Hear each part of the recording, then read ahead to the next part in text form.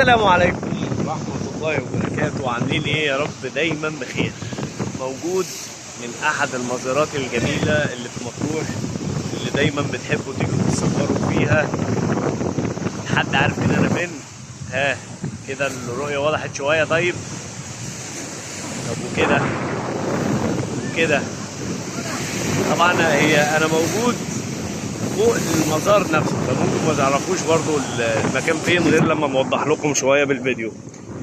احنا موجودين، ده عقر الخادم اللي هو ما يسمى بصخره الشلال. انا واقف فين؟ انا واقف فوق الصخره نفسها. بصوا زي ما انتم شايفين ما شاء الله، احلى مناظر طبيعيه تيجي تتفرج عليها وتتصور فيها في مطروح.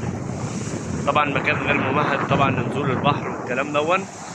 احنا طبعا بنوري لكم بس احنا فين زي ما انتم شايفين. خليكم معايا كده نوضح لكم برضو الرؤيه ونوريكم احنا فين بالظبط. تمام، تعالوا خليكم معايا. اهو انا هنا كده اهو نازل من فوق، هوريكم الصخره ومنظرها. ها كده وصلتم للفيو. الصخره اهي، هي دي الصخره بتاعت عقر الخادم. تعالوا نوريها لكم من منظور تاني ونفرجكم عليه. ادي الصخره اهي شايفينها. طبعا من اجمل المزارات ممكن تيجي تتصور فيها عقر الخادم هنا. ما شاء الله تبارك الله.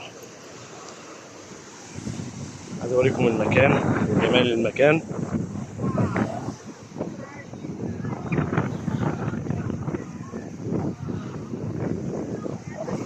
ابو حنين، احلى ابو حنين.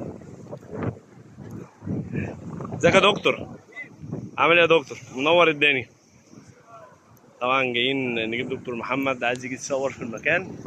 ان شاء الله منظر طبيعي جميل. تعال تصور في مطروح.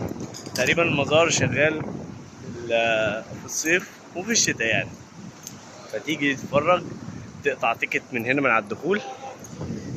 هتلاقي هنا مصطفى صديقنا الغالي، هو او استاذ حمدي او يوسف. تلاقي الناس المحترمين هناك على البوابه. هنا في قاعده وهناك كده، وفي قاعده فوق هنا. وادي المكان والمزار اهو.